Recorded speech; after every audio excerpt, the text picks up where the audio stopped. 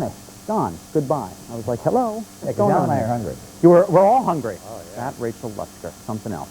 Early warning. Doppler 3000 is dry. Good evening, everybody. It's a very pleasant start out there to the weekend. Unfortunately, it is going to fall apart. Hartford downtown looking good. 56 degrees. Come on into Hartford tonight and celebrate. Do something fun.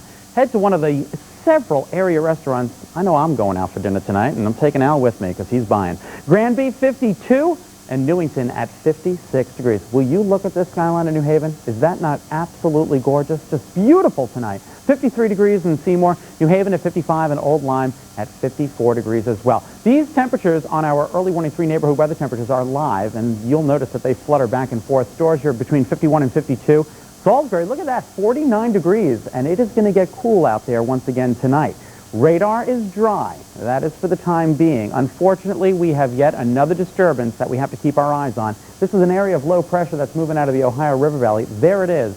And unfortunately, it is going to move in just in time for our weekend, and that means rain. Look at the feeder bands from Hurricane Wilma already affecting southern Florida. That is not going to be a good situation over the course of the next several days. But in the meantime, this is what's affecting our weather pattern. Early warning Futurecast 3 tomorrow's weather today shows some dramatic changes. Clouds certainly roll in, scattered showers by tomorrow morning for the shoreline, and then that rain moves across, heavy at times during the day tomorrow, particularly in the afternoon, 5 p.m., and right on into tomorrow night. Then we get a little bit of a break, and then another batch materializes into early Sunday morning. So by 10 o'clock, things might actually start to wrap up, and that's good news. Of course, we continue to watch Wilma moving into Cozumel, Cancun. That is just not a good situation. Now, the track of the storm system brings it to Florida sometime not until Monday on into Tuesday, and if it does affect us here in Connecticut, we'll get some scattered showers possibly Tuesday into Wednesday, but no direct hit for us. Tonight's forecast, nice and chilly for you.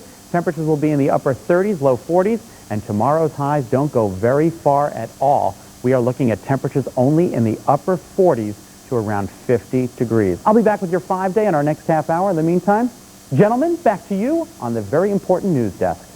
You bet. You know, folks in Florida in some places can go buy groceries and get their eyes checked and now see a doctor. Talking about Walmart stores. 2 of them are going to soon have walk-in clinics for people who need some medical attention. The company called Solantic has struck a deal with the retail supergiant to house a board-certified physician with the same hours as the store. And if this deal goes through, the company will consider launching these clinics nationwide in Walmart. Well, the nation's oldest public art museum is expanding. That's one of the stories we have for you tonight as Eyewitness News goes everywhere in Connecticut, town by town.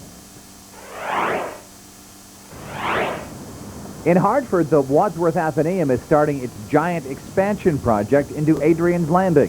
The museum has hired an architect to redesign the historic Hartford Times building. There will be a new restaurant, a gift shop, when the new addition opens in 2007. In West Hartford, the public library could be closed for as long as a year. And this is because the building on South Main Street will undergo a renovation. The programs will continue, though, at Faxon and the Bishop's Corner branches. In Milford, the Gulf Street Bridge will be closed to through traffic this week. This will last a whole week to allow for the reconstruction of the approach roadways. Coming up in the next half hour, we'll take you everywhere in Connecticut, town by town, with stories from Bristol, Hartford, and Mashantucket. Well, there are people who've been waiting for the first glimpse of Britney Spears' baby, and I think we have a picture of that baby. Well, we have several pictures of that baby. Check it out. Britney had these photos taken last week, we're told, in Los Angeles, planned to sell them to People magazine for $2 million, but a source says the pop princess has changed her mind about that, saying she didn't want to sell out her baby, but it seems she may be too late. This contact sheet from which these pictures came is already leaked out. We thought we'd share them with you. We love looking at babies and happy parents. We do. All right. Thanks, Al. As Scott continues his tour through Litchfield, and every town has a story, he's taking us to a couple of businesses in town. He received emails from both of them and decided to check them out. Our next stop in East Litchfield takes us to the Watts home. This is Judy. Hi. And this is Chris. Hi. They're entrepreneurs in their own home. When nurse Judy Watts decided, I want to be my boss someday. 3 years ago, she really did something about it. Take a look at Judy's Candy Kitchen. With help from her family, Oh, we started this business about 3 years ago.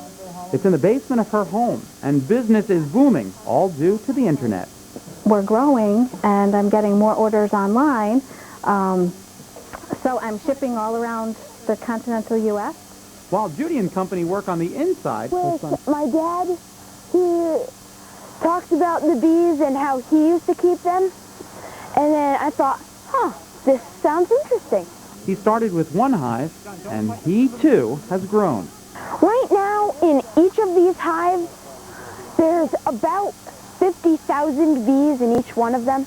And 50,000 bees make a lot of honey, which he is selling. I sell them at craft shows, and I sell them at the food shop in Litchfield. And now for a horse of a different color. There is another business in town where they love to horse around. Lee's Riding Stable. It's been in Litchfield for 33 years. We do trail rides, we breed registered Morgan horses, we do lessons, we do pony rides, we board horses, train horses. Lee's daughter, Heather, will take the reins and gallop this horse farm into the future. Because I love riding and I love working with people, so it kind of combines the two. A horseback ride through parts of Litchfield in the fall? Sounds good to me. It does. Great time of year to do it. And for more information on Lee's Riding Stable or Judy's Candy Kitchen, head to our website at WFSB.com. And Scott will see you next week as he takes us to Berlin. A new store set to open in the capital city. Why it's causing such a stir. There's a hint. Yeah. And all new at 6, a mistrial declared in a local murder trial. What it means for the conviction the jury already delivered.